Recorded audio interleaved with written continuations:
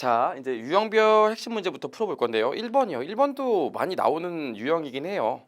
일단 한번 보시면 옳지 않은 것을 물어봤는데 아까 읽었던 얘기가 또 나왔죠. 과거 사건의 결과, 과거 사건이나 거래의 결과로 현재 의무가 존재하고 당의 의무를 이행하기 위해 자원의 유출 가능성이 매우 높고 동시에 자원의 유출 금액을 신뢰성 있게 측정할 수 있으며 충당부채를 본다. 완전히 맞는 얘기인데 오답 유형으로 뭐가 나온다고 했죠? 매우가 빠진다고 했죠? 왜냐하면 일반 기업회계 기준은 매우 높고 IFRS는 높고라서요.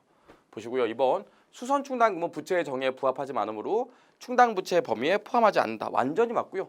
하여튼 수선비, 수선 충당금 이런 것들은 절대로 충당부채나 충당금이 될 수 없어요. 세 번째, 타인에 대한 채무 보증은 항상 충당부채에 충족하는 것으로 보는 아니다 그랬는데 여러분 타인에 대한 채무 보증 같은 경우에는 우리 충당부채 요건이 뭐였습니까? 과거 사건의 결과 보증 섰죠.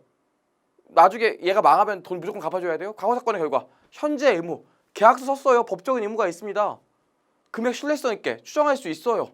얘가 만약에 10억 누가 10억을 빌려줬는데 은행한테 빌려왔는데 내가 10억을 보증했대. 그럼 내가 갚아줘야 될 돈 10억이니까요. 하지만 자원의 유출 가능성은 항상 높은 게 매우 높은 게 아니잖아요. 예를 들어서 저희 신용분석사 제가 강의하고 이부 원재 선생님 강의하죠.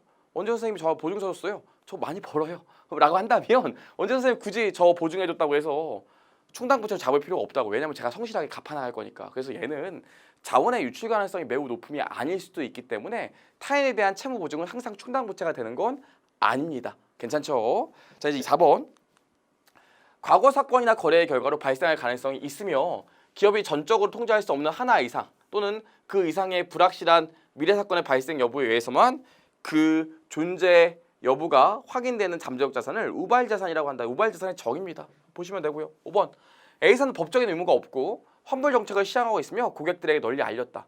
이러한 A사의 환불 정책은 충당부채 요건 중 하나인 과거 거래나 사건의 결과로 현재 의무가 존재하지 않는다 나와 있는데 여러분 현재 의무 존재합니까 안 합니까?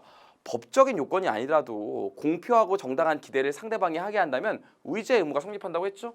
고객들한테 널리 알려고 여태까지 해왔대요. 그럼 의제 의무가 있겠죠. 그러면은 현재 의무가 있는 걸로 본다고요. 따라오시겠죠? 그래서 5번이 틀렸습니다. 구분하셔야 돼. 여기까지 봤고요.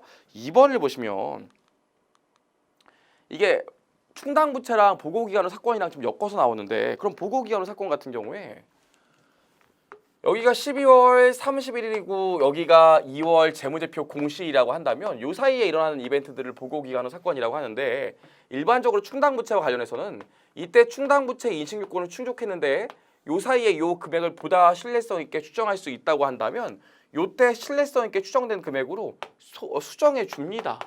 그럼 읽어보시면 회사가 오염물질의 방류 혐의 등으로 관할 간청에 제소되어 있고요. 고문 변호사에 의하면 보고기간 말 현재 패소할 확률이 아주 높다고 판단하였으며 3천만 원 이상으로 신뢰성 있게 추정했대요. 그럼 뭡니까? 과거에 내가 방류했고, 그렇죠? 지금 소속해서 지면 현재 의무가 존재하고 질 가능성이 매우 높아 보이고 자원의 유출 가능성이 매우 높고 금액을 3천만 원으로 추정했죠. 그러면 충당부채로 3천만 원 잡아줘야겠죠. 그렇죠? 요거 회계 처리 보시면 가는 충당부채로 3천만 원 잡으면서 비용으로 3천만 원 잡아줘야 될 거 아닙니까? 그렇죠? 요거 하나 했고요. 나 보시면 보고기간 말 현재 진행 중인 소송 사건이 X2년 10월 10일 날 종결돼서 2천만 원의 손해배상 판결이 났대요. 이거 제가 여기 써놨죠? 각 사항은 모두 독립적이다. 보기 보시면 맨 끝에 각 사항은 모두 독립적이다. 요 얘기 안 써놨거든요. 그러니까 자꾸 가랑 나랑 이어서 보시는 경우가 많던데 별도의 사항이에요.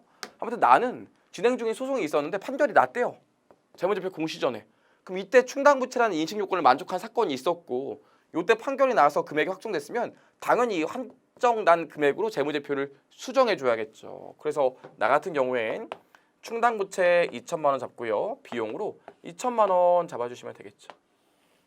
여기까지 어렵지 않죠? 다 볼게요. 보고기간 말 현재 매출 채권의 순실현 가능 가치는 10억으로 평가하였으나 X2년 10월 11일 날 전혀 예상치 못한 거래처의 파산으로 2천만 원의 추가적인 대손이 예상된대요. X2년 말에 대손 충당금은 없었대. 우리 아까 봤죠. 보고기간후 사건 중에서 수정을 요하는 사건이 보고기간후 사건으로 거래처에 파산이 있었으면 얘를 반영해서 매출채권의 회수 가능액을 다시 체크한다고 그랬잖아요. 그럼 얘 같은 경우에도 지금 요 사이에 이벤트가 발생했고 얘는 수정을 요하는 사건이 많으니까 우리 앞에서 배운 것처럼 대손 상각비로 얼마? 2천만 원 잡고 얘는 충당부채가 아니라 대손 충당금으로 2천만 원 잡아주시면 되겠죠. 좋아요. 여기까지 했고 라 보세요. 단기매매증권이죠. 단기매매증권은 실제로 12월 30일 날 공정가치를 알 수 있어요. 정확히. 그 이후에 공정가치가 변동한 건 그 이후의 이벤트지 12월 30일 날 그 시점의 이벤트들이 아니라고요. 그래서 공정가치가 변동한 건 그 다음 연도의 이벤트지 재무제표 수정사항이 아니라고 했습니다. 괜찮죠? 요 경우에 손익에 미치는 영향을 물어봤는데 3천만 원, 2천만 원, 2천만 원에서 총 7천만 원을 당기손익에 비용 처리해줘야겠죠. 답은 몇 번? 7천만 원이요. 그렇죠? 저희 시험에 요 정도 출제가 된다고 요 정도 기억하시면 되고요.